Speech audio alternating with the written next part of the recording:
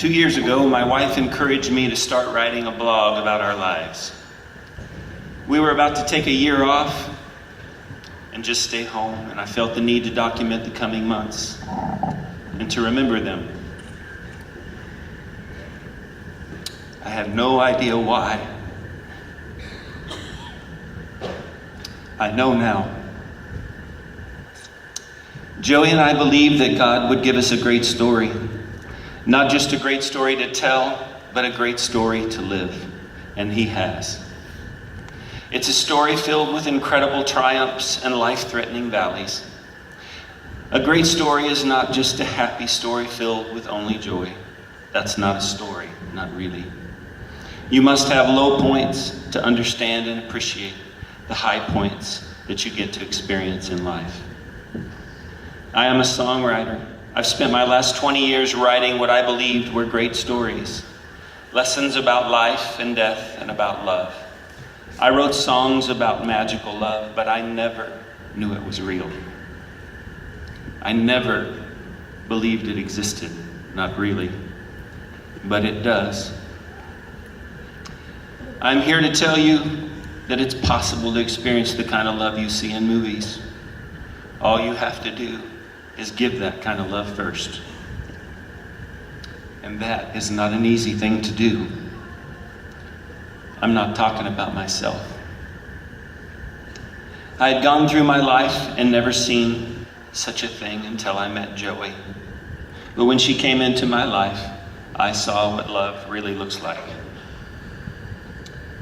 It is patient, it is kind, it doesn't envy or boast. It isn't proud, doesn't dishonor others. It isn't self-seeking or easily angered, and it keeps no record of wrongdoings. Love does not delight in evil, but it rejoices in the truth. It always protects, always trusts, always hopes, always perseveres. Love never fails. Never. As the great screenwriting teacher Robert McKee says, to the end of the line. And Joey showed me that love every day, 1,000 times a day in a million little ways. And when you see that kind of love and you get to experience it, and you know you do not deserve it, something bigger than you takes over inside you and you start to give it. And it has been my honor to give back some of the love to Joey that she has given to me and to so many others. I am just an ordinary man that has been given extraordinary love by this woman, and I am forever changed by it. Joey didn't just learn the secret recipe for love, she sought it out, not in others or self-help books or marriage conferences, but in our Lord. In His example, in His words, she got down on her knees and she asked Him to show her how to love her husband and stepchildren greatly. And when He told her how to do it, like He loves us, she did her best to do it to the end of the line. If you take nothing else from this life that she's lived, take that. Love. Love your husbands. Love your wives and your children. And love that neighbor that you cannot stand. If you want to feel that kind of love, you have to give it first. It will change you and everyone around you. I stood over her bedside many times and told her I would give her anything. I would give anything to take her place. That it should be me and not her. And she only looked into my eyes and smiled and wiped the tears from my cheeks and said, "But if it was you, there would be no one here to write about it. So I will live it and you will share it." And so she did, and I have.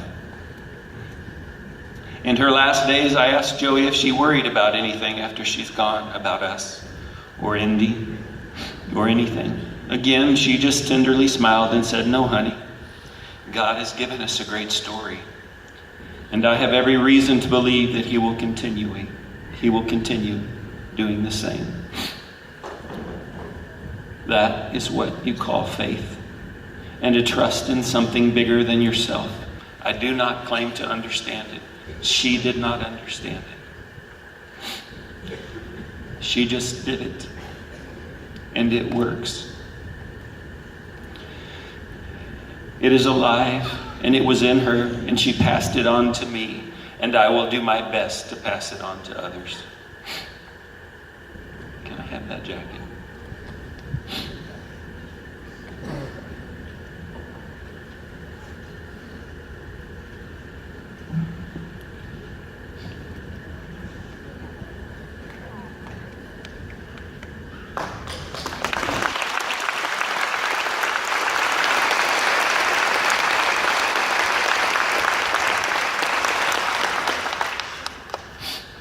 I would like to thank this little town of Alexandria, Indiana, Joey's town, the place where her family settled generations ago, and when it came her time to take their place, it's the place where she took her first breath, and 40 years later, where she took her last. Thank you for loving her and for loving me. Thank you, Bill and Gloria, Mom and Dad, Jody, Julie, and Jesse. Thank you to everyone here and around the world who have followed our journey and have shed 1,000,000 tears and prayed 1,000 prayers for someone that you have never even met. Joey felt your love, and here in this moment, we feel it now. We will take it with us and walk on, me and our little Indiana and Heidi and Hopi and all of Joey's family. Lastly, I want to thank my beautiful bride, Joey, for choosing me and giving me the greatest gift that I've ever had. Her love. She may have played basketball and volleyball in this gym,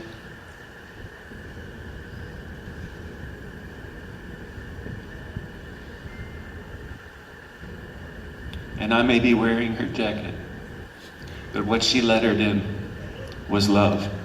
Thank you.